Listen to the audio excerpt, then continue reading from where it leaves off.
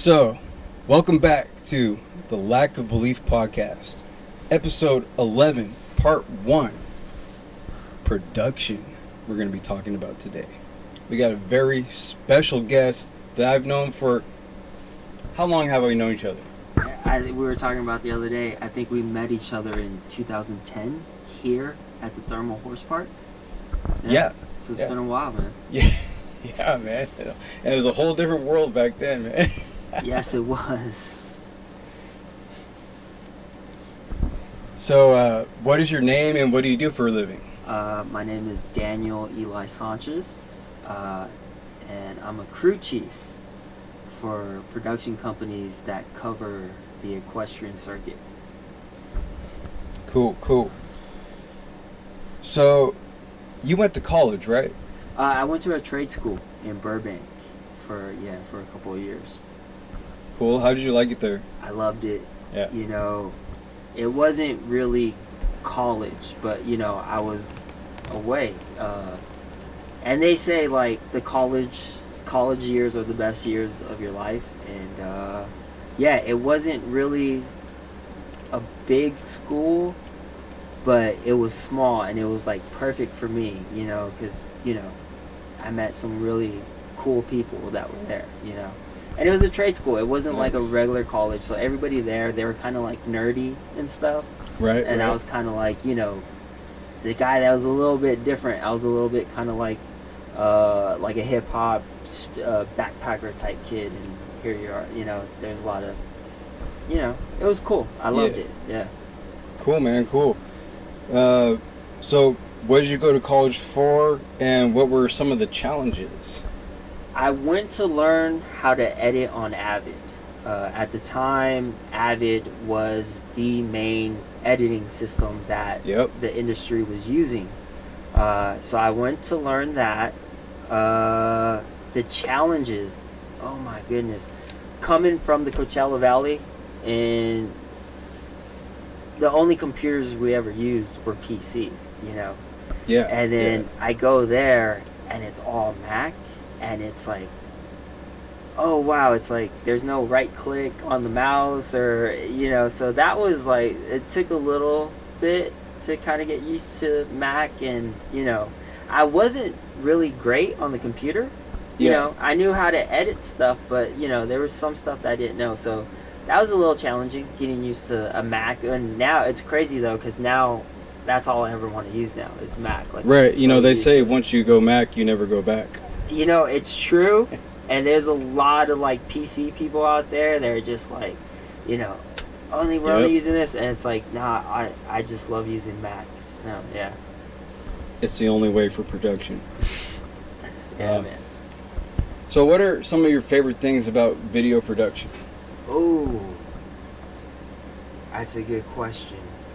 There's tons of things that I really like. The setup. You know, setting up a camera, you know, making sure it's seen on the other end. But another thing is sometimes I get to go to some cool places, some cool arenas.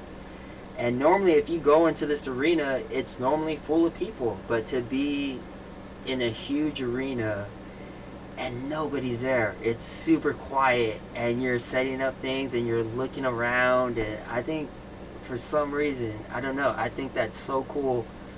You know, it's an odd hour also. It's super late at night, or it's super early in the morning, and there's nobody there, and you're just, I mean, you know, right? I mean, I used to send you to Vegas, you know, and I would get there like the next morning, and you would be there, you know.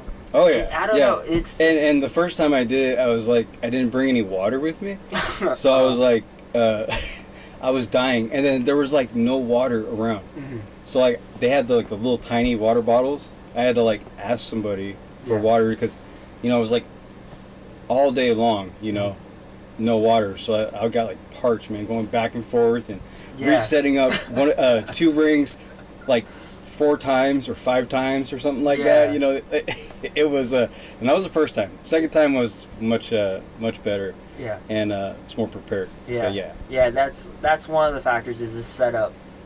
And then the other factor is just bringing in the crew And then, you know, sometimes you get to do some big productions where it's multicam and doing it, you know, talking to your guys on comms and, you know, getting certain shots and, you know, you feel it.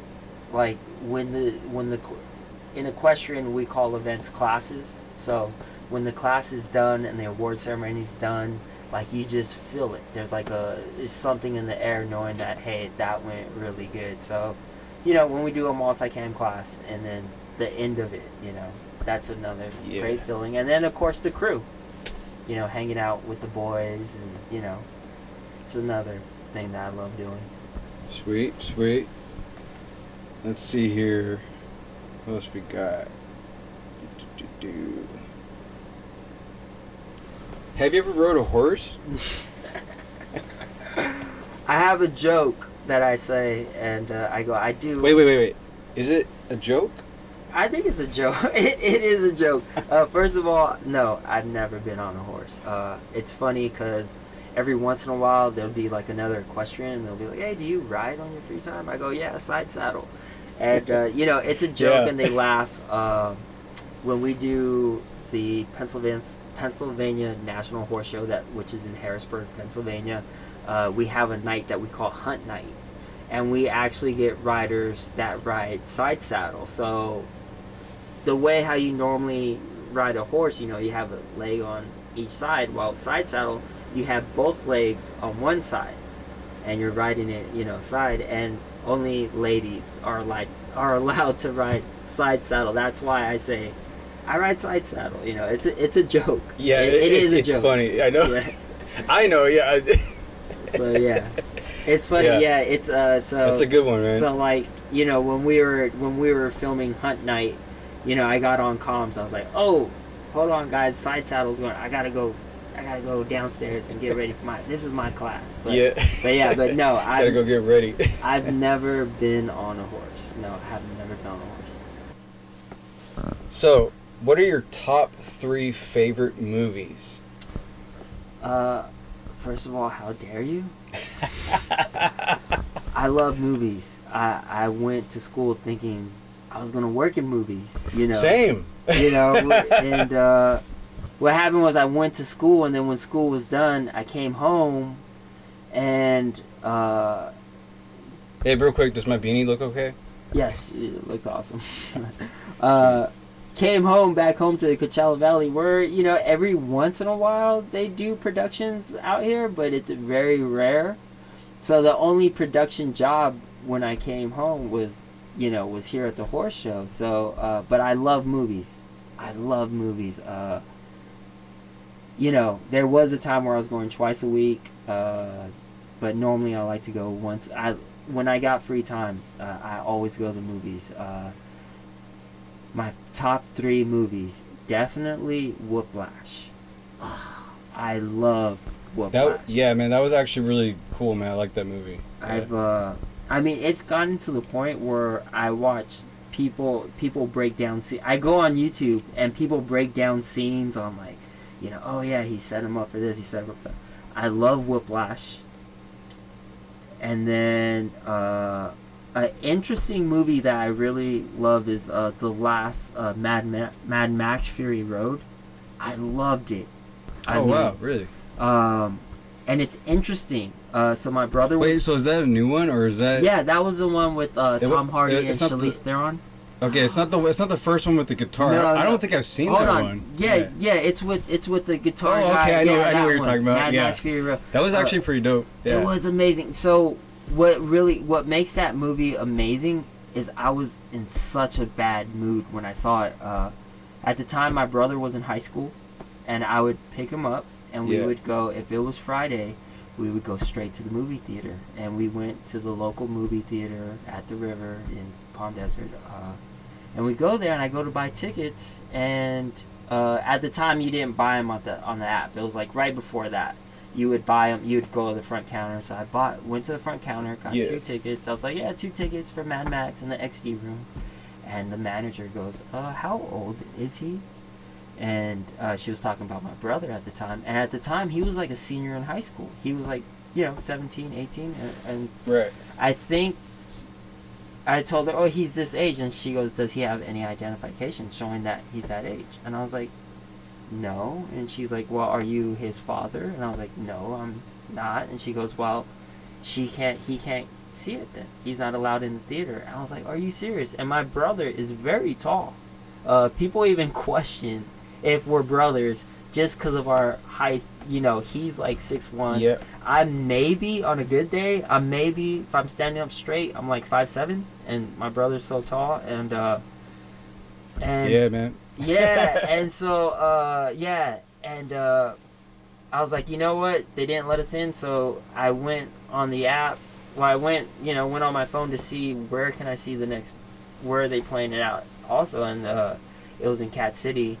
I went there, bought 2 tickets, and, I got a routine for movies. I got to have certain I know. drinks, Yeah. popcorn, all that. So, like, it's a whole, like, ritual, like, process. Yeah, it's a ritual for me. I love movies. And so I go, and I remember I bought everything that I normally get, and I'm still in a bad mood because they're not at the Cat City Theater. It's not in a special room. It's in a regular room. It's like, man, I'm going to see Mad Max Fury Road in a regular theater. And I was just, like, kind of mad. That was when they had those nasty seats and all that. Just your regular movie seats. And so it's funny because I go to check out. I was like, let me get this. And then the girl goes, hey, you could get this and this, and it's actually going to be cheaper. So I got more stuff than I normally go. And so that was kind of like a plus. Nice. And then we see the movie. And oh my goodness, like you said, the guitar. Dude, that part was sick, dude. That was like one of my favorite. I mean, that's one of the most memorable parts. Yeah. Like for sure. Yeah, it was so cool, and it's just so interesting because I was in such a bad mood that day, and we see that movie, and it was just so cool, dude. So that would be my second favorite movie. Now, my third favorite movie is interesting. I haven't seen it in a while, but when I saw it, it was so gritty and so raw. It's a movie called Kids that came out way back in the day, and it's kind of like mockumentary style, and I don't know if you ever seen it. It might be nowadays, the way how things have kind of changed, it might not be that cool of a movie to watch, but it was just the grittiness, the rawness. It was about kids in New York. Yeah. And they were skateboarders, and I just thought that was so cool just to be in a big city like that, and just to be hanging out in the streets and doing things. They weren't doing anything bad. It was just kids hanging out, and I was just like, I was amazed by like that New York City life, and I think I've always wanted that big city kind of feel, and coming from the Coachella Valley, where it's the desert. It's just desert. It's just desert. Yeah. It's small. There's certain times a year where it gets so hot out here you cannot go outside, and so you gotta like things melt in the car. Yeah. But, I mean, you really have to. I mean, you need shade when you park. You know? Yeah, sure. Definitely. Yeah. And AC. Yeah, and so kids would be my third favorite movie. Cool, man. Cool. Interesting. Mm-hmm. Let's see here. What are your 2 favorite TV shows if you had to pick? Okay, this is a good one. Another one. How dare you? But to cut it down to 2. Yeah. Right now, right here, right now, at this moment, Succession. I love Succession. It's on HBO. They just wrapped. They're done. They're no longer doing any more. They did 4 seasons, 10 episodes each season, and they killed it at the Emmys. They were up for like 22 awards, and they just annihilated it. So, Succession would be my first one. It's about a movie about power. It's a TV show about it's about power, and like we're in different times right now. Things are changing, and it's kind of like back to like the old school of just like, hey, we got to get things done, or there's certain ways how to do things, and and so that would be my first one, Succession. My second one is going to be completely opposite, and it's a show Okay. that Ricky Gervais did called Derek. I don't think it's no longer on Netflix. Is that the one with the serial killer? No. Okay. Derek. It's a Ricky Gervais's show. He plays a Down syndrome person that works at a nursing home, and you know, the thing about Down syndrome people, like, if you think about it, all they see is joy and happiness. They don't, you know, they take all the politics. You know, they're just happy people, and that's what he is. He plays a happy person, you know, at this nursing home, and you know, it's just so funny, and you know, it's kind of sad because he's at a nursing home, and these are his friends, you know, these older people, and they're passing away, and it gets sad, and so it's like it's one of the few shows where I laugh really hard, and then I tear up, you know, and so, but yeah, Derek would be, you know, one of my top TV. I mean, I got tons. Interesting. I got tons of them, but yeah, Succession and Derek would be the two that I really like. I might have to check those ones out because I haven't seen both of those. Yeah. But again, I've been busy, dude.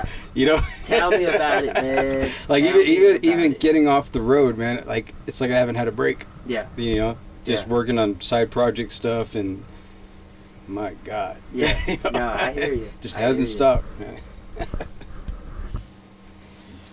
But yeah, man, I might have to check those shows out, man. Yeah. When I got time, or or I'll just listen to it when I'm on a drive. You know. I don't know about that. 8-hour drive. Jeez, dude, insane. Yeah. What are two? Let me see. Okay, so how much has changed since when you first started?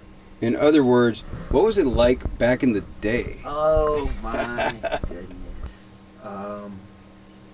You know, when I first started, I was just looking for a production job, and it was the only job that was available, and it was a show.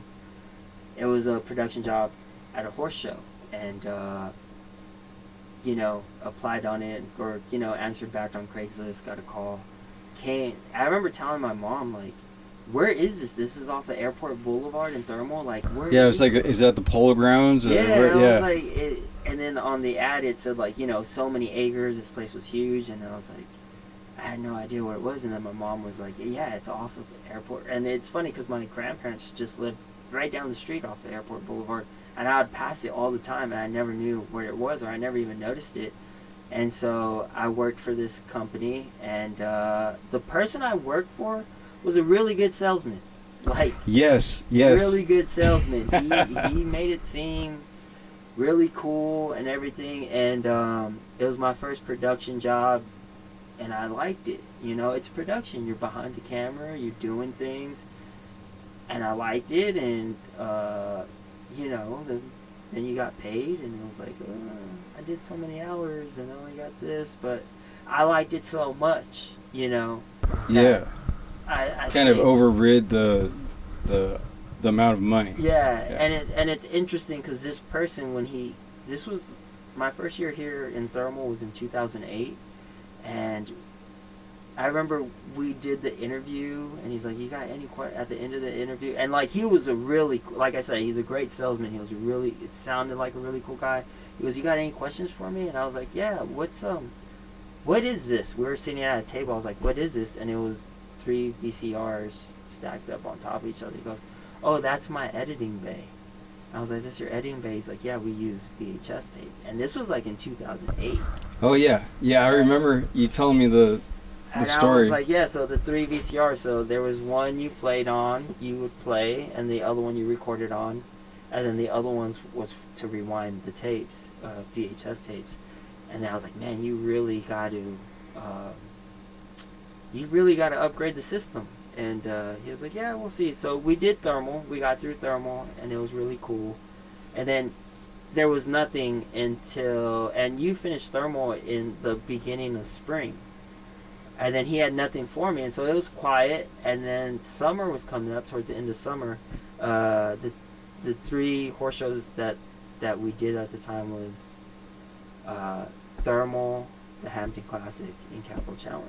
And so then he had hit me up, hey, we're getting ready for the Hampton Classic. Do you want to go? And I was like, yeah. And he goes, we should upgrade the system. And so it's funny. He's like, what do we need to do? I go, well, we need to get, a digital camera. We got to get away from these VHS tapes. And he's like, okay, what do you recommend? And we went on B&H and we looked for what we were looking for. Yeah. And then he was like, I go, okay, this is the camera we want. We get this camera, we're good. And he was like, I don't know. He went on the computer and he sorted it from prices.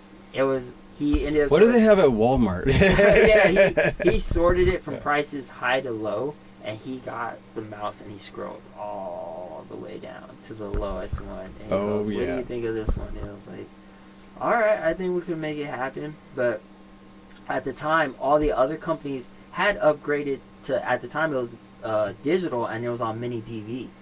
So we were we skipped that. We went from VHS right into digital, where the other companies at the time was mini DV. And if you don't know about the mini DV tapes, they can only hold up to 60 minutes.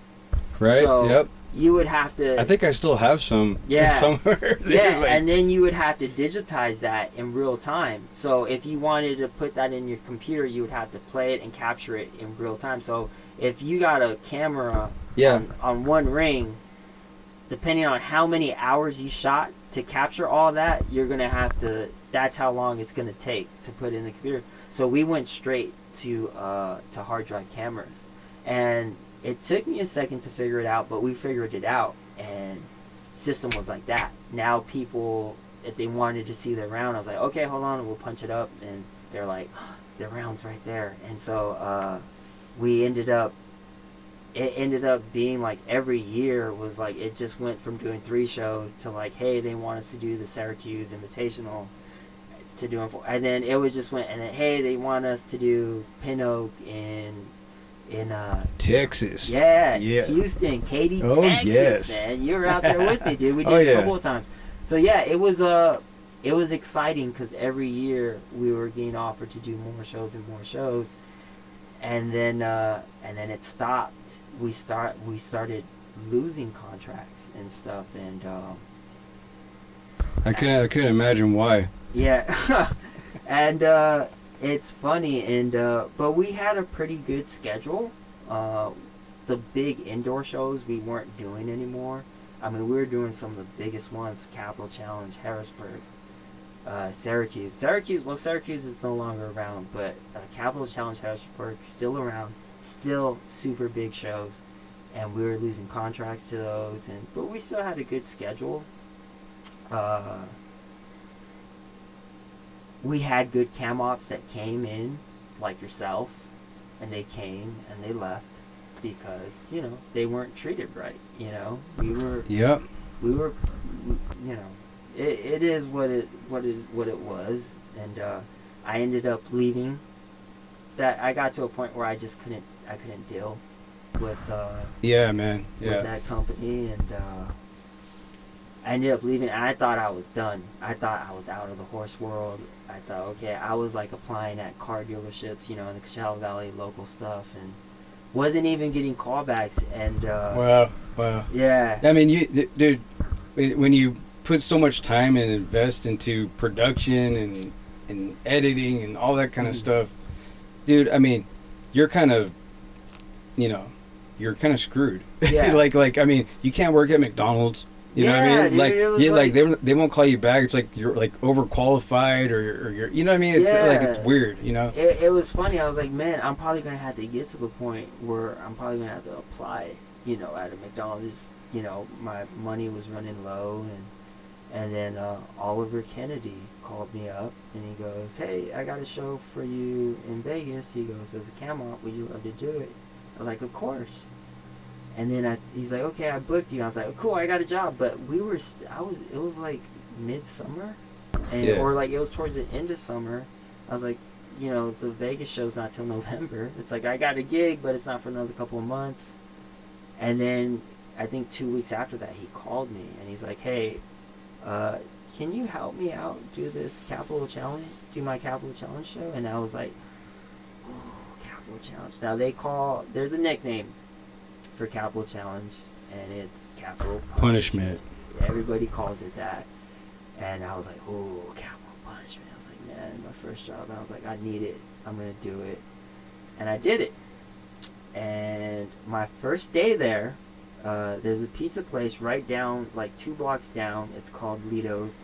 Now, I did this show with the company I used to do it with.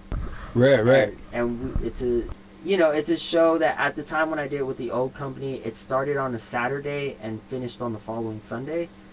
Now it's different. It's gotten a lot larger. I believe now we start on Thursday and finish on Sunday. But anyways, that when I was with the old company, there was 2 times where I had a chance to go down to Lido's. It's called Lido's. Yeah. But and I would get that pizza. So while I was there was 2 times, and so now I'm at Capital Challenge, and they got me a hotel room. Hey! Whoa! A hotel room, really? Yeah. I mean, with the old company, we didn't have dude. hotel rooms. No. We were in a trailer. We were all in a trailer, sharing that trailer with the person that owned the company, and he had rules while we worked, and he had rules while we weren't working. Yep, I remember we'd take 5 minutes. Well, you couldn't stay in there for longer than 5 minutes. Ice cold showers. Yes. Ice cold showers in the trailer. Yeah. The way we got water, it's a whole other story. Yeah. But man, and then having to set the room back up. That was I didn't sleep. I don't even remember Capital Challenge, man. That time it was like a blur, dude. Mm-hmm. And then Harrisburg, and then at the time, it was 1 ring and 1 cam op. Mm-hmm. And at the time,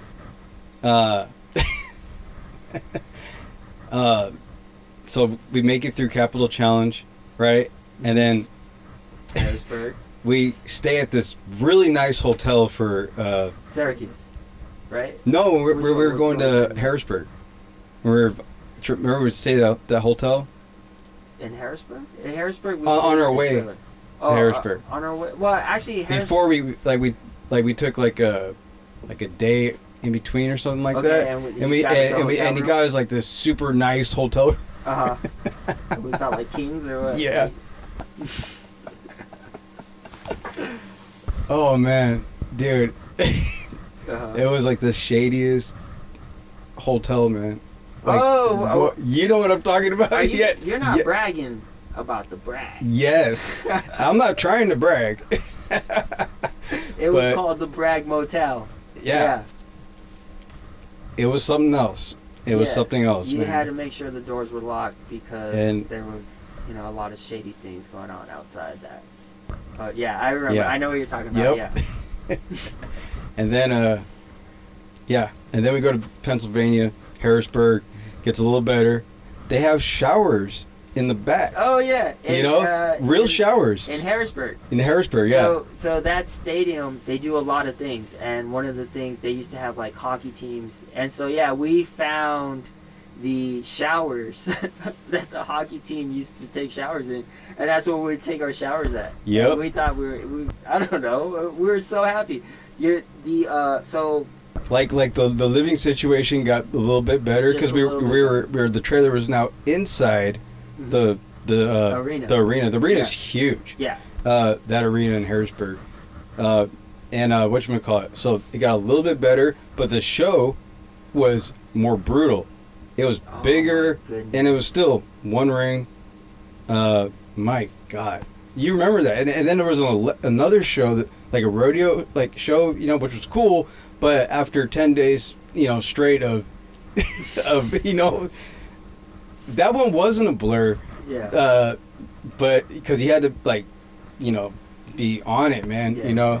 But I think the living conditions helped out a little bit. Yeah. Well, they helped out. I mean, just that little bit helped out a lot. Yeah. It wasn't great, but it was we were we have real showers, we were so happy about that. Yeah, so like I said, this person we used to work for, he had rules, and the shower rules was you wet yourself, then you turn off the water, and then you lather up, and then you turn on the water, and so it felt, And then the water pressure was horrible, and the water wasn't that hot. And so it wasn't hot at all. It was cold. Yeah. Well, in Harrisburg it wasn't bad. Yeah. So when we get to Harrisburg, to have access to, even though it's a locker room shower, and to have access to hot water and to water pressure, we were just like, oh my God, we're in heaven. Finally. Yeah. But yeah, so Oliver calls me up. I do Capital Challenge. I get my own room. It has 2 beds. I'm like, I must have a roommate. Wow. I must have a roommate. No, I don't. It's the room's to myself. And so then I get to Capital Challenge, and I'm working with Eric Hunt, and I thought I was going to be doing camera. He's like, no, you're doing more of a crew chief role. And I was like, crew chief? What is that? He goes, you're more in charge of the camera operators. Let them know, go over things, composition, and everything. Yeah, like, yeah. Okay, cool. And so then I sat down. I'm sitting down. I'm in the control room, and I tell Eric, I go, you know what? There's a really cool pizza place right down the street. I go, when I get time, I'm going to go to that pizza place. And he goes, when you get time? He goes, why don't you go right now? Just bring me back a slice. And I was like, oh my goodness. That the other person we worked for, Oh, yeah. you weren't allowed to do stuff. If you had free time, you weren't allowed, he kept us pretty locked down. And so I was like, oh, wow. And it was just, everything just changed, and I was like, capital punishment? No, this isn't. Capital punishment is working for my older boss and trying to do that show. And, but yeah, I did. So while I was at that show, the company that I was helping out were saying, hey, we have another show that's actually in Thermal. And it was the show that I normally did. They're like, can you help us out with that? And I was like, yeah. So then came to Thermal, did that. Then went to do the Vegas job for Oliver. Oh my goodness. And it was so cool. So when I went back and I did Capital Challenge, on the last day of the show, Oliver comes up and he gives me a check. I'm not used to getting a check at the end of the show. It wasn't right. It wasn't like that. And I get a check and I open it.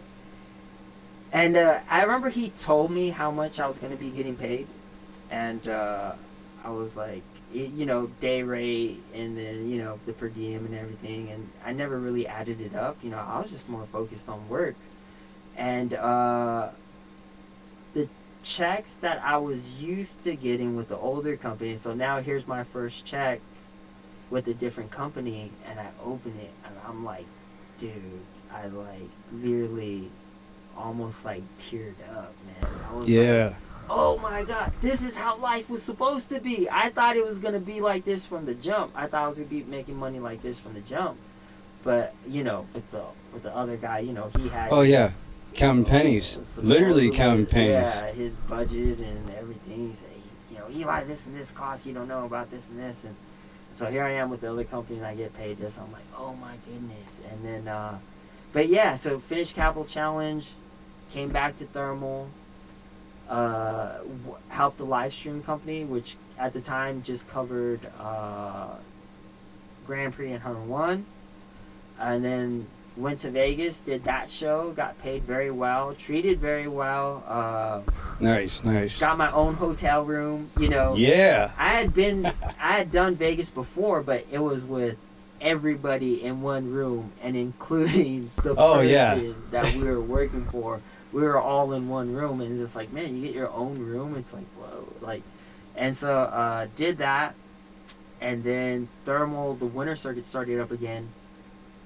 I did that, and then, man, just things just start. Hey, are you available for this? And it's just like, it snowballed into things, and then it went from like the whole streaming thing kind of just came in, and then the technology was streaming with being able to clip rides and riders being available to see their rounds right after they get done. Right. Everything just changed, man. It jumped, and no pun intended. Yeah.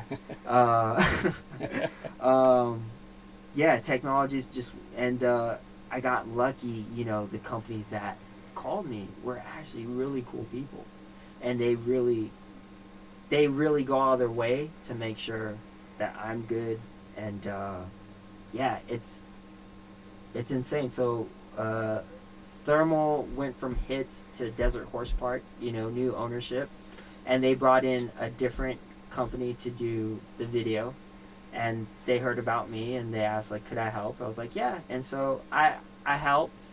They had engineers here on site, and then as time went on, the engineers were no longer here, and now it's me. And so now I'm in charge of like crew and everything on site, Yeah. And yeah, it's just changed. I mean, I'm very lucky to be where I'm at, and I'm very lucky to work for the people who I work for. I basically work for 2 different companies. In Thermal, it's Alliance Productions, and they're great. And then I go on the road, and all the road, when I'm not in Thermal, well, I do Thermal and Menlo. And Menlo's Yeah. amazing show. It's like right by Stanford University. It's an amazing, great show. So I do those 2 shows for Alliance Productions. Anything that's going on in Thermal, I cover, and then Menlo I cover for Alliance Productions, and then everything I do out for like Blenheim.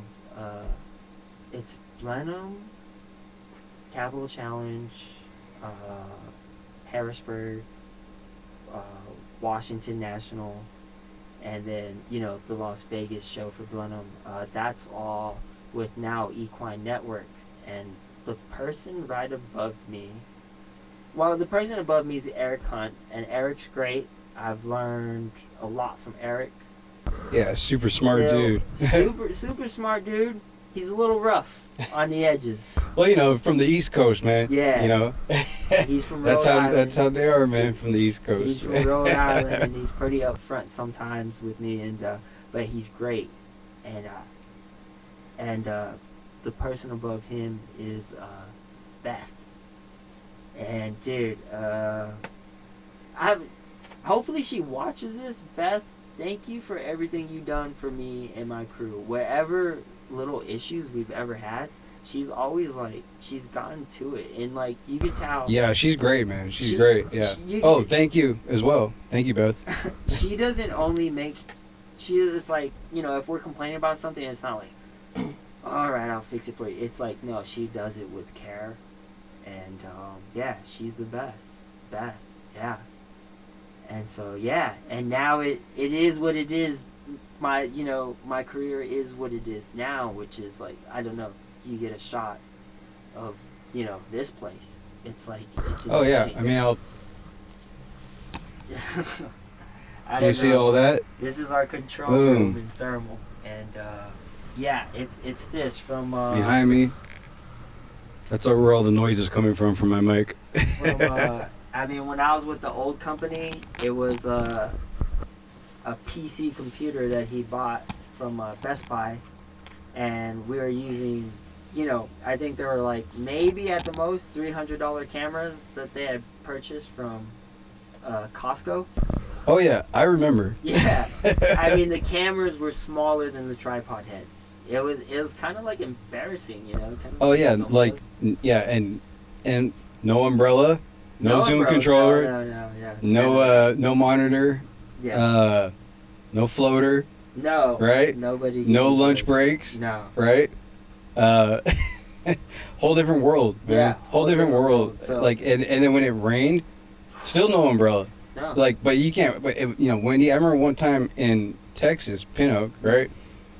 It rained, like, and it was windy, and it was pouring. Remember sideways. that? Yeah, it was coming straight at the sideways. cameras, Yeah. man. And we had like little he had actually bags for the cameras, like water casing. Oh yeah, but and, it was for a larger camera. It Yeah, wasn't yeah, for, yeah. So we had to like kind of like put rubber bands around Yeah, it to try yeah. to make it fit the camera. And yeah. then keep wiping the lens, Yeah. because water's, and we're still filming. And I'm like, I'm surprised the cameras, but your hands are freezing up.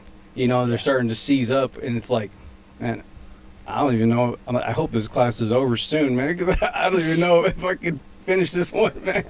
Like, Yeah, man. and then having to write all the the numbers on a sheet of paper, and then you'd come by and pick up the cards, and Yeah, and then I'd have to log every round that we shot was logged. So individually logged, and sometimes we got some camera operators that weren't that great at their numbers, and I got to, watch the clip to find the number. No, that's all changed now. Oh yeah, and then there would be no, like, you couldn't talk because the microphone would always be on. Yeah, I remember that. They were like I said, they're maybe $300 cameras from Costco, and they don't have XLR inputs in those cameras. So right. Yep. So yeah, the audio, the camera was the microphone. So if you're a camera operator, nowadays my camera operators, you guys got it good, man. You guys could take phone calls and everything because tell them, man. Tell them. There's no microphone near our camera operators. But yeah, back in the day, those cameras were if you were near it, if there's anybody talking, it was gonna get in the video and stuff like that. Yeah.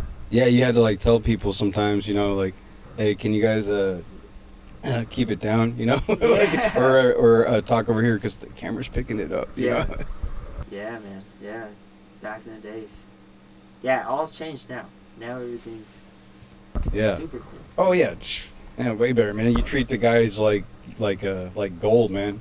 I try to. I try. No, man, you do, man. You do. You go out of your way, man. I mean, money out of your own pocket, man, to make sure that the guys are comfortable. You know what I mean?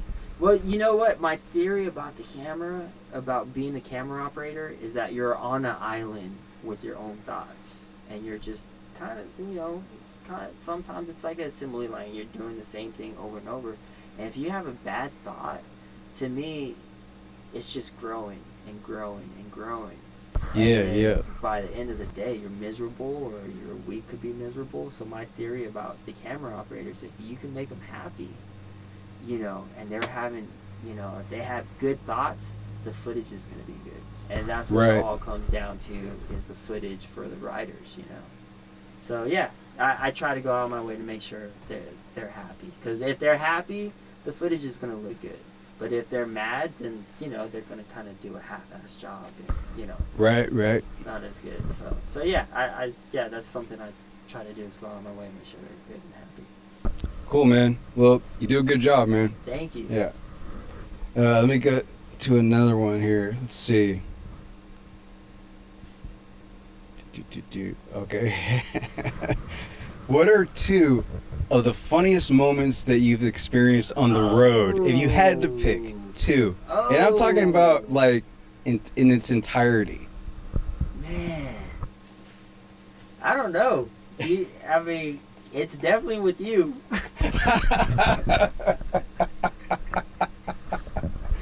Oh man. So when me and you worked for the old company, we would travel cross country, not fly.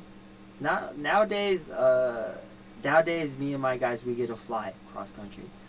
Back then, we had to drive, and we didn't get paid to drive. Nope. What we got was free meals, which was a stop at the truck stop at the famous Iron Skillet. Oh yeah, the iron. You know what? Hey, I love the Iron Skillet, man. I know you love it. I tore it up, man, with the Iron Skillet. All you can eat. A little bit too much. Yeah, man. So we had stopped at the Iron Skillet, and the thing is, when you're traveling cross country, and this isn't like, I think if people think like, oh, we're gonna travel cross country, okay, we're gonna stop at this hotel, and we'll rest here. Not with this person that we used to work with. No, I remember when I first did the job with him, he was like, when we were first going to travel across country, he was like, he called me up the night before. He goes, hey, you ready? You all packed up, ready to go? I go, yeah. He goes, okay, I'm going to pick you up at 6. He goes, do me a favor. He goes, try to stay up all night. And I was like, stay up all night? He goes, yeah, do whatever you can to stay up all night. And so what he did was, when he picked me up, he wanted me to fall asleep, which he did have a big, nice truck. Oh yeah, his truck was sick, dude. And I'm short enough where I could lay out, and I could lay in the back of the truck. So basically, this is how it went. I slept during the day, and then as we got towards the evening and he got tired, then I would drive and he would sleep in the back. And we would that's how there was no stops. The only stop was if we had to get gas or if we had to eat, and we always ate at the Iron Skillet. So it was me, you, and him, and we're coming back, and we stopped at the Iron Skillet, and so we're not, what I'm trying to say is that you're spending most of the time sitting down. So Yeah. eating wise, you don't, to me, I was like, dude, you're sitting down all the time, like your stomach, because you're in that position, like your stomach, you got to watch what you eat. Right. Because that's a long drive. Yeah. But you and our old boss, you guys would take advantage of that. I would do. Oh, yeah. I need something safe, chicken tenders and fries, something safe for my stomach. But you guys would go hard. And, I remember we were driving, and the windows were locked. The way how he had it was the windows were locked up front, and I'm driving, and we're driving through Texas, and there's a smell. And I was just like, oh man, what's that smell? And I look in the rear view, and I see you. That was the smell of payback. And I was like, oh my God, Josh, did you pass gas? And then you started laughing. And I was like, it's not funny. It was bad. I mean, we're talking Iron Skillet buffet, okay? Oh, it was hilarious. I gotta tell you, it was one of the best times. I laughed so hard. So I lowered down the window, and we get the smell, and I go, hey man, I got a sensitive nose, so if you're gonna do it again, just let me know. We're lower down the window, and you're like, okay. And then maybe 10 minutes later, it's like I hear you giggling in the back, and I look in the back, and I see you giggling. I go, what's up? And then you're just big giggles, and you're smiling, and you're shaking your head, and then it's just, I was like, oh, Josh. And I feel like this one was like worse than the first time. Oh, the boss, dude. The boss was so mad, dude. So bad. You woke up the boss, because I'm driving now. So if I'm driving, the boss is asleep, and the smell was so bad. You woke up the boss. I just remember him saying, God damn it, Josh. And Josh, you could not stop laughing, dude. And he was pissed, dude. He was pissed, but dude, I could not, dude. I could not. Hey, I know you should. You know what? You should be like, hey, you want to take us to the Iron Skillet? All you can eat buffet. Gotta take advantage. So yeah, that was definitely a fun time. And then for some reason, the second time, it's always with you. He loved the Hershey's chocolate. Yeah. The Hershey. The boss that we worked for. Yeah. So if you go to the store and you buy the big bag, it's normally with it's the normal chocolate, and then it's the almond chocolate, and then it's the dark chocolate, and it's in a big bag, and it's all mixed, and it's like little the fun size kind of candy. And he had told you, hey Josh, can you open this? He's driving, he's like, hey Josh, I want some of this, open it. And I see you, I could see, I'm laying down in the back, and I could see your arms just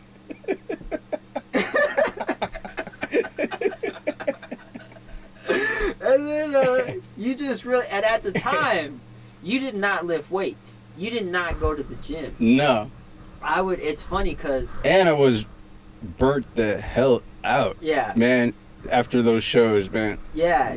I mean, remember that? Never mind. I'll let you go with the story. Okay. So yeah, I see you struggling, and then I just hear like a rip, and then boom, all over the truck. It's just nothing but Hershey's candies, and it went in the vents too. Yeah, and the boss was a super big time neat freak, and he's just like, God damn it, Josh.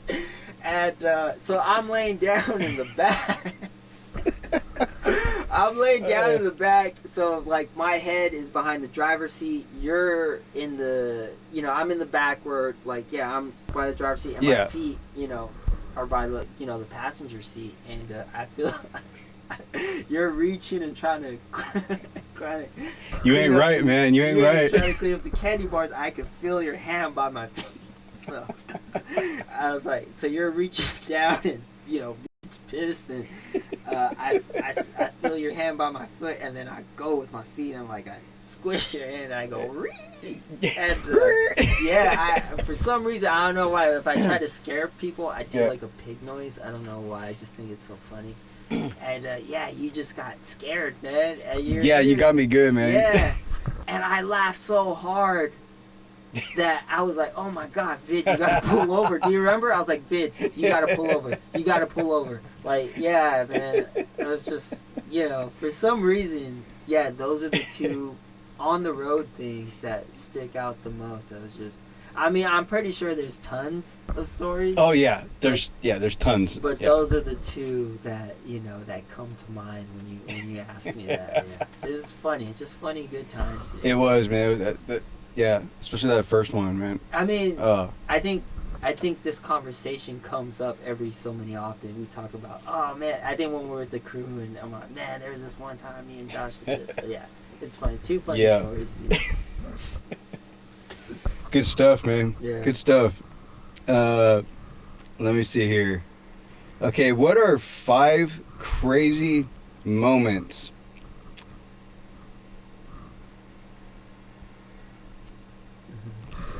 What are 5 of the craziest moments that you've experienced in the horse show world, in production?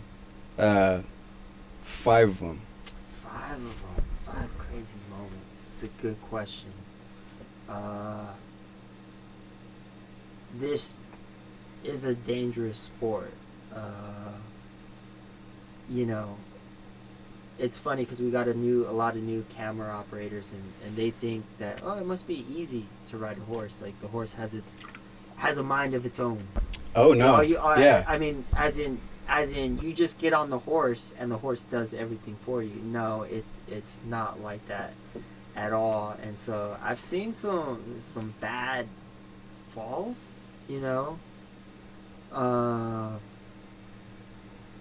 Those are crazy moments. I don't want to get into them, but that's definitely, rider dismounts.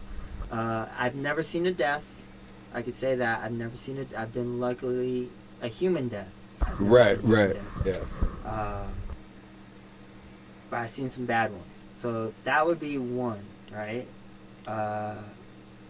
Crazy moments. Man, I'm trying to think. I'm drawing a blank here. Can you remind me of anything? You remember? Shoot. Well, let's go to Harrisburg. Harrisburg. Okay. When it was one ring back in the day, now it's different. Now it's 2 rings. It's a different show manager. But back in the day when we first did Harrisburg, so the hard drive camera, it as you make every clip you make, it names it and it puts a timestamp on it. And I remember I was getting paid a little bit more. Of course, I was getting paid more than you. Right. So they would cut my hours. They'd be like, okay, you're good for the day. And so I would, try to fall asleep or try to, clear my mind. And the next day, I'm capturing your SD card, and then I'm logging it. And I'm looking at the times on the side. And, dude, there was one night where, you finished past midnight. And I was like, whoa. Crazy, dude. There wasn't much sleep that show. There was, and Capital Challenge or Capital Punishment was not as much punishment as Harrisburg. Mm-hmm. But just the living situation was a little better. Yeah. That was about it. Yeah. but the show was, yeah. Yeah, so that was pretty crazy. As late as that show went, I was like, wow, insane. That would be number 2. Crazy moments that we could talk about. I don't know. Can you help me out here? Can you bring up a story? There's been mics left on before, and I think that might have happened with everybody, dude. I think everybody's had a moment where the internal mic has been on. Okay, yeah, thank you. Blenheim, my boy Gorgeous is on camera, and he's listening to music, and somehow the setting on his camera got changed. And he is rapping a song throughout the whole round. And it turned out to be that round was a Salesforce video. And this person took that Salesforce video and posted it and said, finally got my Salesforce video. Too bad, the camera operator was rapping throughout the whole thing. And that was pretty crazy. It's like, You know what the good thing though, like, that actually got a lot of positive reviews, and he didn't really say anything bad. No. Like so it was like it was a close call. Yeah, you know what I mean. But it was because I looked at it on Facebook, and I was like looking through the comments, and it was all like people were like loved it. Yeah, like, it got more views because of his rap, because he was rapping the song. Then I mean I don't know, and then this wasn't too long ago. It's like you could have easily taken the audio out, but no, you wanted to post it, and then they made a big deal that, But anyways, that was pretty crazy. I was so nervous and I was so scared about it, and then they're like, no, everything's good, just make sure it doesn't happen again.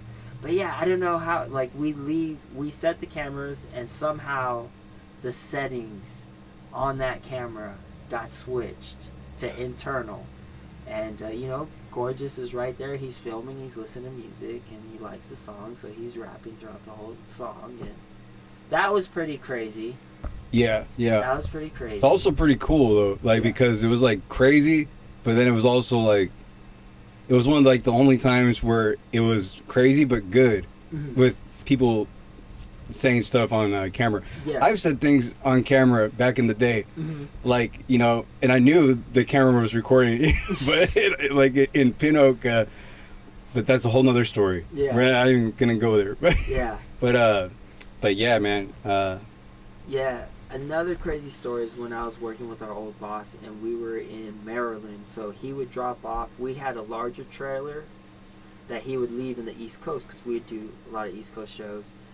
So when we would drive up, we had a smaller trailer, and we would leave it in Maryland, and then we'll switch the equipment to the other trailer, and then we'll drive that. So we were in the middle of the process of switching trailers, and then we were going to drive home, and so we're out there, and it's at night, and it's at this barn with the farm. That's that brings up another good story. But we were there at this barn, and they kept exotic animals. Now the rules are different. Yeah, they had a camel. They had camels with 2 humps there. Yeah. Which when you normally see camels, you normally see them with 1 hump. Well, they had camels with 2 humps. It was very rare. They had a lot of different animals there, and but anyways, we were there and we were swapping trailers, and it was humid that day. It's Maryland, and it gets humid out there, and the temperature just drops. I mean, it dropped, and then everything just got really calm and really quiet, and then all of a sudden the trees start blowing, and my boss looks around and he looks at his phone. At the time, we didn't have the apps on our phones where it would warn you, but a tornado had just formed and was coming through. And Dang. It was like, whoa. And he's like, okay, get in the truck. And we got in the truck and we drove. There was 2 berms, and we just parked right there. And I remember thinking like, oh my goodness, this could be it. This could be it. And luckily where we weren't in the path of it. But driving out, there was like trees tipped over, and we couldn't even drive out. That was crazy. Dang, that man. That was crazy. And then this past year, in the spring, for Alliance Productions, they're in Little Rock, Arkansas, and they had asked me like, hey, we're gonna redo something, we're gonna set it up so how it is now. If you guys saw the shot of what we're in now, they're going, we're gonna redo something, we're gonna have it so it is now. He goes, but can you bring up all the equipment? And I was like, sure. And so my dad was like, you want me to go with you? I was like, sure. And so they rented us a Sprinter, and they told me, hey, you're getting paid for the day. Just drive only 8 hours. And then you pull over and get a hotel. Which was cool. Which was awesome. Yeah. I was like, heck yeah, you need me to drive to Little Rock? I'll drive to Little Rock. I actually get paid for this? Like, you know, I'm used to not getting paid for, you know. For all the driving. Yeah. Oh, yeah. And then it's like, yeah. And no overtime. Yeah. You know, and they only want you to drive 8 hours and you know, and then you get a hotel room and relax. And so, like, we get into Little Rock, me and my father, and I was like, oh wow, and they have the whole gang there. Like the boss, Craig, is calling me. He's like, where you at? And he had it so the whole gang was there, because it's like I know who Craig is, and I know some of the crew that would come down here, but there's a lot of them I don't know. And when we do the thermal show, we're on comms. I'm on comms all day, so you know, throughout the thermal show, I'm talking to people, and I never seen them, and so now I get to see them, and you know, we see each other, and then you know, we meet, and they're like, all right, hey, bring the Sprinter around the back of the warehouse. And I bring it, I reverse it, and then I don't think I was there for 5 minutes, and then all of a sudden we start hearing these sirens, like old school, like war movies, like, you know, when kids were in school, and they would hear these like sirens. I mean, we're talking like 1950 style, and when we're hearing these sirens, I was like, what is that? Wow. I look at the guys, I go, whoa, what is that? And Craig looks at his phone, he goes, oh wow, that's a tornado. I go, okay. And he goes,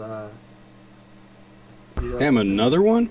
Yeah, he's all, He goes, that's interesting. And I go, what? He goes, I was like, where is it at? He goes, it's going to be on the other side of the building, and it's actually coming towards us. And we're like, whoa. And we're like, is it safe to go outside? He goes, yeah, let's go outside. So we all go outside, and we're filming it. And Dude, that's so cool. It's kind of weird, but I've always wanted to see a tornado. Oh, yeah. You know what I mean? I've seen, you know, the damage from a tornado and things like that, but yeah, I've never actually seen a real tornado. Yeah. You know what I mean? I'll show you my footage, because I filmed it, and cool, we could see it coming over the hill, and I remember Bill Chamberlain was like, hey, by the way, guys, if it does hit, this is where we want to be. And it was in between the restroom. He goes, everybody run here if it does end up coming here. But luckily it didn't hit us, and we could see it, and you see it, and then you could see like debris, you know, just going round and round. And then I think somebody yelled out, we got cows. Now that's from a movie. Yeah. Twister.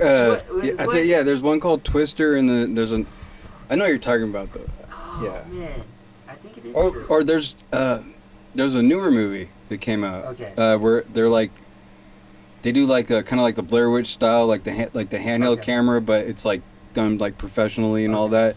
What was it called? But it was kind of like funny too. And anyways, they had like cows flying, and it was like disasters and stuff. And I think one guy got caught up in the tornado, and you see him with the camera in the tornado and stuff. Wow. I forgot the name of the movie. So I haven't seen that one, but the reference was from, I want to say the movie was called Twister, and it was a big movie. It was back in like late 90s when it came with out. What's his name? Helen. And then what's the other guy's name? Dude, he passed. Oh, did he? Yeah. I want to say he passed not too long ago, but he was a good actor. Oh, he played in True Lies. He played the like kind of scumbag, car salesman. Yeah, dude. But he was in it, and but yeah, there's a line where it's like, so in that movie they chase tornadoes and they document it, and they're trying to get. But anyways, there's a scene where like, okay, there it is. They're looking for it. They're like, there it is. It's coming. They're like, we got cows, and it's a cow flying in. And so like, we see that the tornado like kind of, it went, I think it was like they said like 1.5 miles for us, but we could see it, and you can see the debris, and somebody goes, yeah, we got cows. And so we're like, you know, we're all laughing, and then it passes, and it's gone, and then somebody goes, oh no, my kid's school's over there. And everything got really scary, and then everybody's trying to call people, and certain people ain't answering. They're like, I was only there for like maybe 15 minutes, and they're like, we gotta go. I totally understand. And they all took off. Luckily, everybody was safe. Everybody was okay. Good, man. Nobody. But yeah, that was another crazy thing. Weather, man. They started calling me Eli NATO for a second, and it's funny. So Eli NATO. yeah, it's funny. So right before my boss Craig leaves, he goes, "Hey Eli, just for the record," he goes, "this has never ever happened here." So like me and my dad are there. It was like we're there for like we're there for like a few minutes in a tornado, and I thought like, okay, this must happen all the time. And they were like, no. Craig was like, hey, just for the record, this never happens. So, wow. So that's like a special moment, man. Yeah, like, I got there and a tornado hit and we filmed it. I filmed it on my phone and but yeah, that was another crazy story.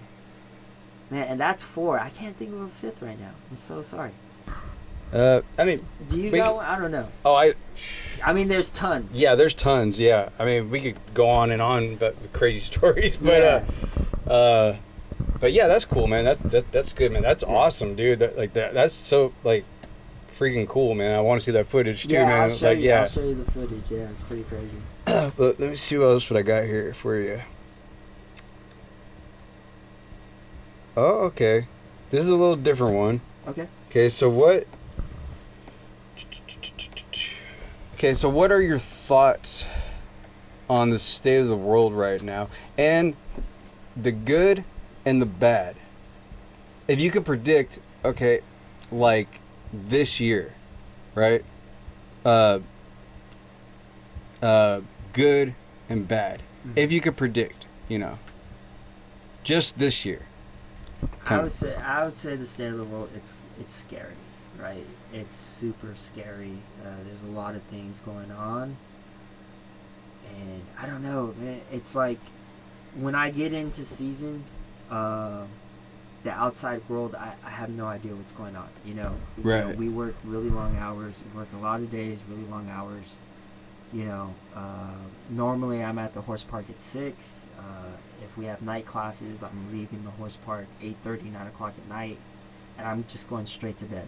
Right. Yep. A normal day, I get to the horse park at 6, and then I finish around 6 o'clock. I do a quick workout, and I go to bed, and I don't know what's really, and I hear things, but I don't know, man. It's scary, right?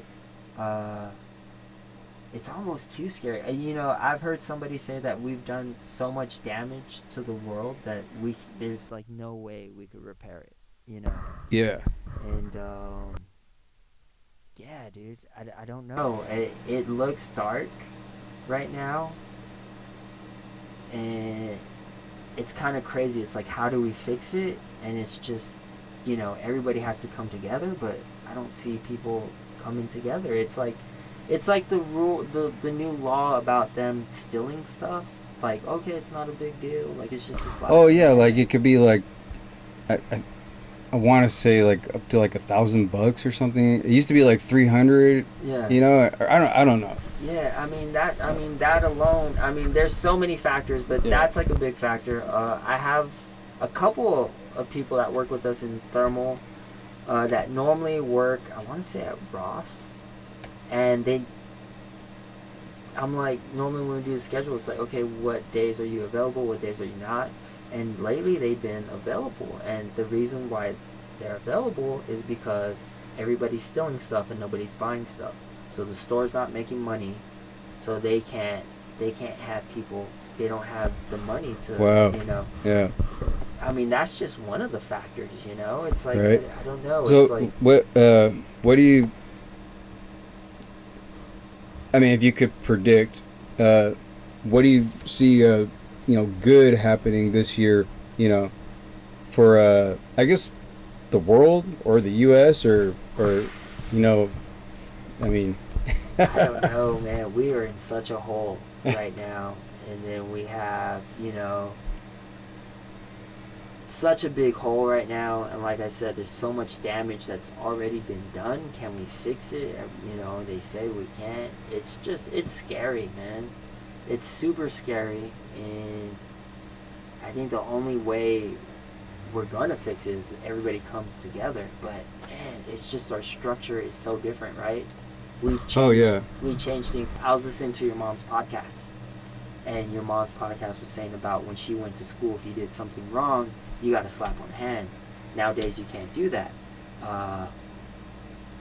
I was setting up. Yeah, there's no discipline. Yeah, I was setting up in Blenheim one time, and where we were, there was no power. There's normally power by one of the judges' booths, and there was no power there, and so we had to run it to the in-gate booth, and we were supposed to move it back to the judges' booth, but we forgot to, and it was by the in-gate booth, and it's a cable that shouldn't have been laid there, and Janet Falls laid into me, and she ripped me a new one, and I learned, and it is good that she did that, and I learned from it, and I've never ran. I've always, when I run cable, I've always make sure it's ran properly. But what I feel that nowadays, if she was to do that to like a younger person, they would probably cry and try to get her fired, you know. And it's like, I don't know. I think we need to bring back structure. Yeah. I think we need to bring back, you know, kind of like that hardcore structure. I think there was a system, a structure in place, and then it's too punishment wise. You got to ease back. So we ease back. Yeah. We ease back, but I think we ease back way too much. And I think we need to bring back that old school. Now, we don't have to go too hard, but we definitely need to bring back not the hardcore structure, but we need to bring back structure where it's like, you know, you could yell at a person. You know, words are words. You know, we're not physically, but, you know, tell them, like, this is what's going on. This is how you got to do this. Do not do it like that. And then hopefully that person will learn. But, you know, we've gotten so soft lately. This, you know. So that's what I think we need to do. Bring back kind of like that old school for, you know, people who know, like, you know, do not mess up. You know, so that way when you do, you know, like it's the whole, I think that's a good explanation. You know, Janet getting on me, I learned from that. Yeah. And I think we need to bring back the, like, you know, somebody getting yelled at, you know, but getting yelled at for the right reasons. I was yelled at for the right reason. Yeah. Like that could have been a horrific horror show if something went wrong. And yeah, that's what I think we need to do. Bring back a little bit of that old school structure where, you know, you get on somebody, you know, when they mess up. Good stuff. Let's see here. Okay, so what are some of your hobbies? We know you love movies. I love movies. You know, what do you like to do on your off time, if you ever get off time? Because you're busy all year long. I am. Well, now you are. You know what? Now, and I'm getting older. You know, I know a lot of people think that I'm younger than what I am. I'm going to be 42 this year.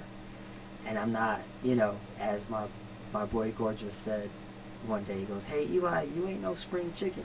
You know, and no, I'm not no spring chicken no more. There's a lot of things I used to love to do. I used to love to play basketball. I can't play basketball no more. I mean, I can't play at the level that I'd like to. And so one of the things that I started doing was traveling. And so on my free time, like, I'm setting up my next trip now, which would be in the spring. So now when I do get free time, I'm going to travel. My first trip I did this winter was I went back to New York City. And oh my goodness, it's such an amazing city. It's so fast paced. It's not for everybody. I know there's people that have stories that we went there and it was horrible, this and that. New York, it's not a cheap city. Everybody there is working and everybody there is trying to get somewhere. So, you know, you better pick up your pace when it's there. It's kind of like LA. Somewhat. You know, have you been to New York City yet? Well, I mean, I was, you know, working near Syracuse when they had that. Oh, but yeah, that's the only time I've been there. Yeah, that's not really New York City, but it's near, you know, it's kind of near New York. But yeah, New York City, just an amazing place. They do a lot of theater. Somehow, I've loved to learn. I love theater now. Just a quick backstory. I was in Long Island doing the Hampton Classic back when I had Facebook. my buddy saw that I was there, and he was near there. He goes, "Hey, you're here?" And I go, "Yeah." He goes, "I'm going to a Mets game. I got an extra ticket. Do you want to go?" Love to. I go, "It's my first game in New York. I'd rather it be a Mets game than the Yankees. Sorry, Yankees fans, but yeah." So I went to a Mets game. So he goes, "Hey, my girlfriend's going with me." And I go, "Okay." And so his girlfriend was really, really New York, and I mean, she said, "What are you going to do while you're here?" And I was like, "Oh, a lot of tourist things." And she goes, "Are you going to see a show?" And I go, "A show?" And she goes, "Yeah, Broadway, a play." And I was like, "Oh, no, not doing that." She goes, "Oh, you don't like Broadway?" And I was like, "No, I don't." She goes, "Interesting." And she goes, "What have you seen that you didn't like?" And I was like, "Oh, I've never been." And she's like, "This effing guy, like," Yeah. she goes, and my buddy's like, "Take it easy." And she goes, "You know what? You bring this guy, ask him a question about play, and he says he's not about it. He gives me that, oh, no, that ain't my thing. But yet he's never been to one." And then I go, "Okay, I'm here for a week. What should I see?" And she's like, "Go see Lion King that's in Times Square." So I had been to New York before, and around 7 o'clock, all of a sudden, if you're in certain areas, especially like 42nd Street, all of a sudden you'll see a bunch of taxis drive up, and it's people, getting out of cars. They're dressed nice, and it's because they're going to see theater. And so I knew I had to dress up kind of nice, so I went to the Macy's, the big Macy's store, the biggest Macy's store in the world, and got a button up with some slacks. And I went to go see Lion King, and man, after that first scene, I want to say I was the first person to like stand up and clap. And so, so you ended up loving it? Yeah, I ended up loving it. So this last time I went to New York, I saw, I try to see a show every night. So that's become one of my things is traveling. Traveling is like my new hobby. When I get free time, that's my thing. I want to travel. Like little vacations. Yeah. Yeah. Yeah, you definitely got to get away.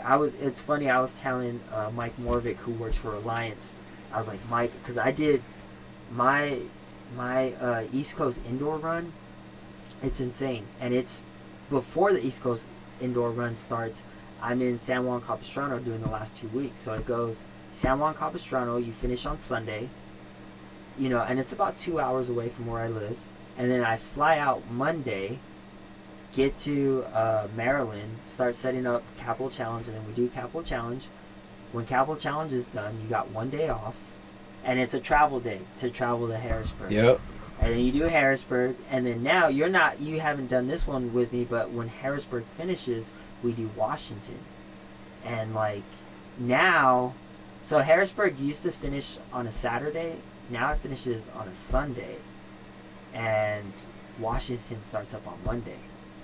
So, oh man, so just you nonstop. Do Harrisburg, and then after Harrisburg, like during Sunday, get back to Maryland, set up Washington, do Washington, and then when Washington finishes on Sunday, I have thermal National Sunshine, which we run 13 rings.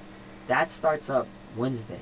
So it's like I flew home Monday, came straight here, saw what I had to do, set up Tuesday, had everything ready to roll for Wednesday, and then we have 2 weeks here in thermal, and then I finished thermal on Sunday, and Las Vegas starts on Monday, which is like it's depending on traffic, it's a 4-hour drive from here. So then finish National Sunshine, drive to Vegas that night, and then set up, and then have everything ready to roll Monday. So it's insane. It's insane. I don't know how many different states it is, how many different... I remember I did it. I was like, it's this many show weeks in this many different states with only like 3 days off. And then... No, it's like 4 days off, but 3 of those days, one is traveling from Maryland to Harrisburg, and then the other 2 days is flying from California to the East Coast. So you got 4 days off, but 3 of them you're traveling. So it's insane. But when that's all said and done, and I finally got free time, I would, when I'd fall asleep, I would dream that I was at a horse show. Oh yeah, dude. You like the first like 3 days, man. Like I'm like, oh, I'm late. Yeah. You know, and I'm like, okay, I'm not at the horse show. Yeah, I'm dreaming that I'm at the horse show and I'm working and I'm like, you know, doing a multicam class. And when we do multicam classes, I'm the guy that switches and picks the cameras and talking to the camera operators. And so that's what I'm dreaming that I'm doing. And then I wake up, I'm like, oh, and I gotta tell myself, Eli, there's not a horse show going on. Like, you Right, know. like you're on vacation. Yeah. Dude. So yeah, that runs pretty tough. So yeah, but what's really cool, you know, the thing is, you're so busy, and you're working every day. You're you know, your bank account's just kind of going up and up because you're not spending it because you got no free time. You're just working, and which I don't mind. I really like it. There's been like a rebirth for me lately. It's just they're having me do so much cooler stuff. I think this production Awesome. is so cool. You know, working with commentators and doing an opening and then a scene opener and then, you know, throw into your commentators. I mean, it's like big showtime. You know, from doing like single camera stuff to like doing showtimes and you know, big shows, and I love it. But yeah, it, you know, it does put, you know, it does a little, you know, you get beat up a little bit. But yeah, when I get my free time, that's becoming one of my new hobbies is traveling. I haven't figured out what I'm doing in the spring. I'm either going to do a cruise, go on a cruise, which I've never done before, or I gotta hit up another big city. I'm not sure. Maybe Miami. Maybe I hear Nashville, Tennessee. I hear that's a super cool spot, or maybe even New Orleans. I don't know. So yeah, that's now that I'm getting old and I can't do all the young stuff that I used to do. That's become my new hobby is traveling. Cool, man. Cool. Let's see here. Okay. What are 3 things that irritate you the most? Oh. I know it's a tough one. No, it's not a tough one. Just, you know, I go so far, like nowadays, you know, it's way different for the camera operators how it used to be back in the day. Like you were saying, nowadays they get lunches. I want it, sometimes I question if I make it too easy, but I wanted to make it so the camera operators are comfortable. And so, you know, now they have zoom switches, external monitors, and so when I see a clip and there's just no effort, that just really, Yeah. I go up to them, I'll bring them in here and I put it on. I go, dude, I go, hey, somebody said they're complaining about this round. Let's take a look at it, and we'll look at it together. It's like, dude, what were you doing, man? It's not a hard job. It's a long job. The days are long. Right. It's not a hard job though. So it's like, give me effort. I'm not asking for a lot of effort, but just give me a little effort. So that really gets on me when a camera operator is not putting in effort. That really gets on me. That's one thing that really gets me mad. Gets the moody boots on? Oh yeah, the boots come on. The boots definitely come on. Another thing, I tell my when I'm in thermal, I tell my cam operators, use a group text. Do not call me. And in the morning, everything's crazy, right? And I'm talking to the engineers, and so I'm on Discord and I'm on my phone, right? And the Discord's on my phone, so I'm talking to, you know, to either, you know, one of the top guys at Showgrounds Live, or I'm talking to one of our, you know, maybe Arkansas. Yeah, maybe our boss is online, and our boss, he's so busy a lot of times, and so it's like he's here, he's on comms, he's talking to me, and then okay, we could try this and we could do this, and then all of a sudden it cuts off. I'm like, why did it cut off? And it's a phone call. And it's always, my monitor's not turning on, and this and that. And so that's another thing. on my cam operators, man. Do not Wrong time. The cam operators in thermal, do not call me on my phone. Text, put it in the group text, put it in the group text. That way you don't kick me off of Discord. Because it's always like, the first phone call is okay. Hey, what's up? This next phone call is like, yes. And then the next phone call I get, what? What do you want? I'm busy. Right. So that's another thing that gets me mad. And then the other thing that's, me and you, like we said, we worked for this person, and it was so hard for us. They made it so difficult.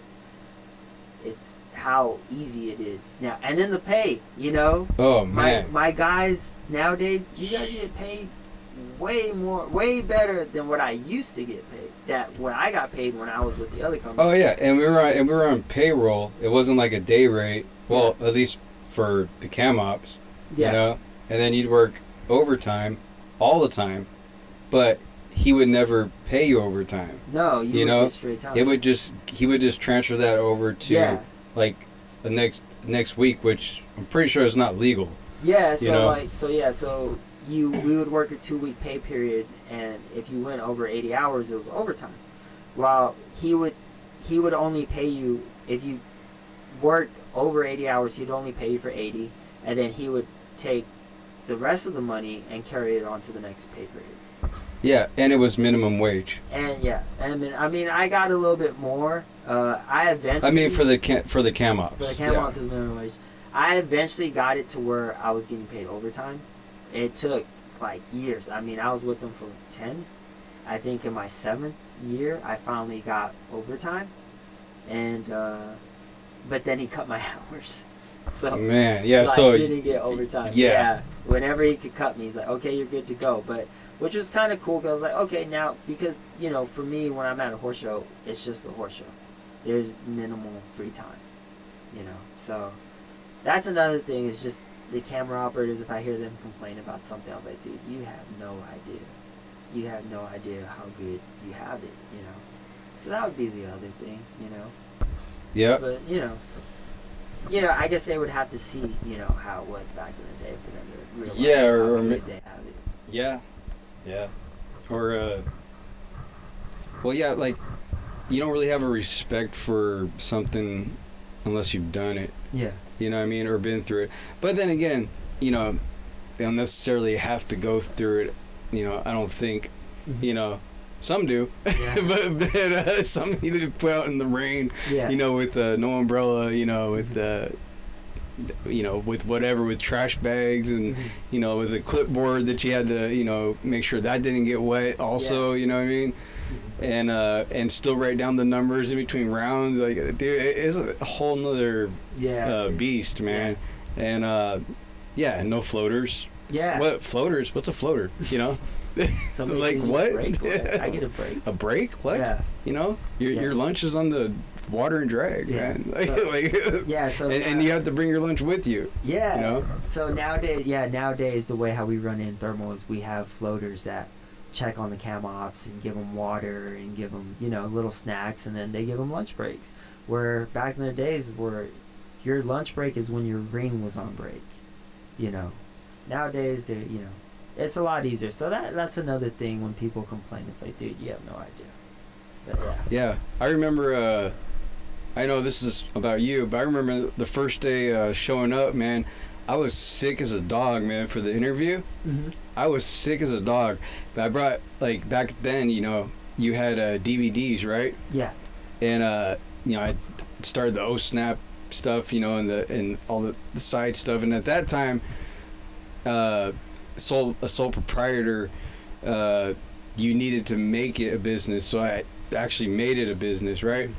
And I had one really cool gig going up in a helicopter, man, and filming. That was like the coolest one, man, and the funnest one. So I brought like a resume DVD, right? Because I'm thinking like it's gonna be like editing or I don't know what to expect. I'm sick as a dog. I'm like, whatever, I don't care. I gotta show up, man. Yeah. You know what I mean? And So the guy we worked for, he had that trick, right? It was like a little cage, and there was like a fake oh yeah, like a squirrel that would come out and like yeah, so you'd like open the cage and it would jump out at you. yeah. You know, kind of like when Eli does his pig noises.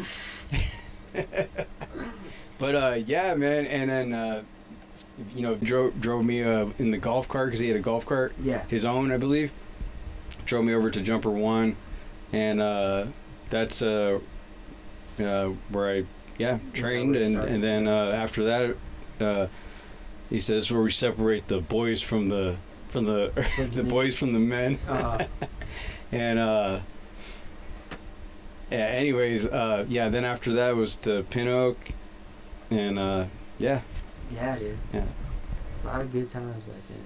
You know, I mean, even though it was tough, we had fun. You know, I think yeah, we've always there were a lot of funny moments. Yeah, we've always had appreciation for production. I mean, that's why I stuck it out as long as I did with that person, and you know. And rent was cheaper back then too. Yeah. You know, it was affordable. Yeah, dude. You know, I mean, when it comes down to them, I mean, when I think about it in hindsight, now that I'm the age I'm what I am, a lot of that stuff is my fault for sticking with it. You know, I could have left a long time ago, but I stayed with it. And, Yeah, but I mean, it's not completely your fault. You know, Yeah. I wouldn't. You know, I mean, yeah, take responsibility, of course. You know, but a lot of it, you know, is brainwashing and manipulating, man. You know, I mean, you know how he was on you all the time. Like, you know, you like couldn't breathe. Yeah. You know what I mean? And then there was a rule for this, a rule for that, rule for this. During work, off work as well. Yeah. You know? So it was like non-stop. So it's like, you know, so yeah, I wouldn't put all the blame on you, man. Yeah. But I know what you're saying. Yeah. I know what you're saying. You know. Yeah. You Yeah. know, taking responsibility for things, like, you know, I stayed with it. I should have left a long time ago, but I stayed. But I learned, you know, he was good at what he did. I mean, he paid horrible, but he was good at getting camera operators up to speed, you know, on where they had to be and everything. And we did, you know, we had some really good guys that, you know, they got really good at what they did for like a single camera. Oh yeah, the training, Yeah. the training, like all these little tricks and stuff, and now the footage, I don't even look at it because I'm like, you know, we used to like yeah, I'm like, the fences were never to be in the shot. You know what I mean? Like the side fences and stuff like that. Yeah, like yeah. you had to shoot. You had to shoot in studio. Oh, you had to shoot way better, like way different. You know, which I mean, a lot of the guys now do shoot really good. At least the ones that go on the road. You know what I mean? Oh yeah, my road guys are great.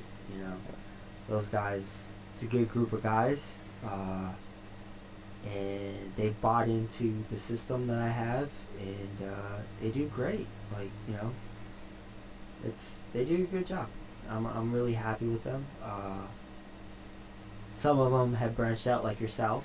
You are now, you know, working with Heads Up. And you're doing your thing, which I'm happy. I remember I was staying in the same room with you in Temecula, and you're like, "Hey, I'm talking to this guy, Adrian," and I remember you were kind of dancing around it, like, and I was like, "Yo, is he offering you more money?" And you're like, I was like, "Dude, if he's offering you more money, if you don't take it, I'm gonna fire you before you can take it." Like, I want my guys to go out and be big and be successful. I don't want to hold them back, because I kind of feel that the person that we did work for, he did a lot of that with me, you know. Yeah, I was for sure. Yeah, we would do horse shows, and he would be like, "Don't talk to this person. Don't talk. They're being investigated for, you know, by the, you know, Equestrian Federation. They're, you know, stay away from them." And then, when it was all said and done, it was those people that called me like, "Hey, I heard you left. I got this available. Do you want to take it?" "Yeah, sure." And then it ended up, you know, like I said, the first paycheck, it was the biggest paycheck I had gotten in my equestrian career. And it's like, wow, dude, I'd been working for this person for 10 years, and here I am working for this other person for the first time, and I get my first paycheck for him from Oliver Kennedy, and it's way bigger than I've ever gotten from this other person. Wow. I'm working for 10 years. So yeah, I mean, it is. Cool, man. Yeah, man. And dude, thank you, man, for being like that, because there's people like that want to keep you. Yeah. You know what I mean? And be like not supportive, Yeah. Or not, they don't want to see you grow, or they want to see you branch out, and this and that, and I still kept my commitment to what I already committed with you. Yeah, you finished that year with us, and it was like, yeah, there were certain things that you didn't do, but you, for the most part, you finished that year with us, and then the next year, Oh yeah. Here you are now, Yeah. What a trip, man. Doing your thing, and yeah. Yeah. Wow. It's been a trip, man. Mm-hmm. It's been a trip the whole last year, man. A lot of learning, a lot of mistakes, a lot of what's the opposite of a mistake? A lot of success, yeah. A lot of good things, good and bad. Yeah. But I would say, at the end of the day, mostly good, and I met a ton of my birth family. Mm-hmm. Well, yeah, that was a whole nother thing, man. It was really cool, man. Yeah. One day I stayed we had 2 weeks off one time, and I stayed with one of my birth side uncles that I never met for 2 weeks. Yeah. And it was great, man. Yeah. It was like the first time I'm meeting him, Yeah. and like it was like awesome, dude. It was like it was a super good experience, man. Yeah. And then after that, back to what was it? It was the last show, I think, that we were doing in Paso. Yeah. So it's just like 6-hour drive. But yeah, man. Yeah. So yeah, then when I get home or get to the desert,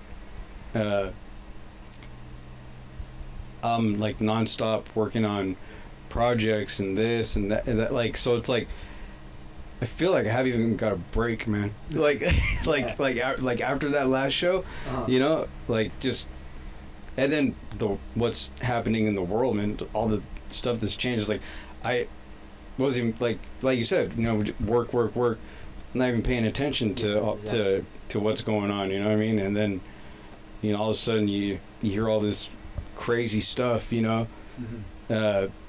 Like it's like whoa, Yeah. And I really started hearing stuff just on accident by watching podcasts. Mm-hmm. You know what I mean?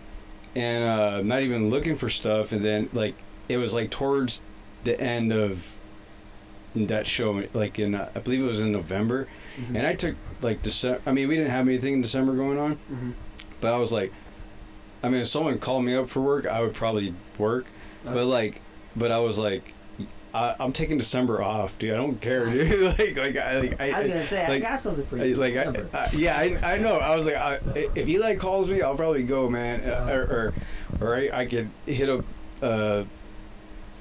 like a bunch of different photographers, but I'm like, I don't really want to look at a horse right now for a little bit, like, I think I'm just going to take this whole month off, like, and do, and I was doing like some side work, like construction stuff with my friend, like, I saw that, yeah, man, it's been, anyways, this is about you, not me, but, so, okay, last question. Okay. If this was your last broadcast, your last message to the world, everybody's listening, everybody's watching, what would you say? Wow. This could go either way, right? I could say like a bright thing, like, hey, but, man. This is it. This is I mean, not actually it, but if this, I don't know, I think the state. Or let me put it in a different way. What advice would you give to the world to your last broadcast? If this was your last broadcast. Try to be kind. Try to be a human. You know, we all have feelings. You know, try to help. You know, people in need. And I think right now, at this time right now, I think we really need to do it. And I don't know. I think about it every night. Sometimes when I'm in season, I'm so busy, I don't have time to do it. And but yeah, I think that would be it. Is, you know, like I said, I think it's pretty dark right now, and I don't see it clearing up. So the only way it is going to clear up is if, you know, somehow if we could get everybody to come together, which seems so hard nowadays, the way how things are. But yeah, everybody just tried to come together, man, and, you know, and make it a better, you know, make this place a better place. You know, I think in my lifetime I'm gonna be okay, but I'm not sure about maybe my niece's lifetime, who's like Audie. Right, the next generation coming up. I don't know how it's gonna be for them. I think I'll be okay and I'll skin through, but for the next couple of generations, man, it looks a little scary unless we could somehow come together and get everybody on the same page, and, you know, just be nice to each other, you know. Yeah, man. Good stuff, man. Yeah, hey, man, dude. Thanks, man, for doing this, man. The podcast, man. Like, I didn't even think you were gonna do it, honestly. Really? Yeah, I was like, you know, because I mean, like you said, when you're, you know, because I'm by myself most of the time. You know, I mean, you know, I'm hanging out with different people and, you know, engaged and, you know, and this and that, and but for the most part, you know, you're by yourself, you know what I mean? So, you know, sometimes, you know, your mind starts going, so you're like, I'm like, I don't even know if he's gonna, but I'm going to ask him, you know what I mean? Because I think that would be a really cool podcast, you know? So I really appreciate, man, what you do, man. Got a lot of respect, man, and got a lot of love, man, for you. Yeah, man. And appreciate you doing this, man. And, yeah. So, Eli Podcast, episode 11, part 1. There might be a part 2. We'll find out. But anyways, thanks for tuning in, and hopefully we see you on the other side. Peace. Cool, man. Lack of Belief Podcast. That went good, right? I felt like that went good. Yeah, man. Cool, dude. Yeah, that was cool, man.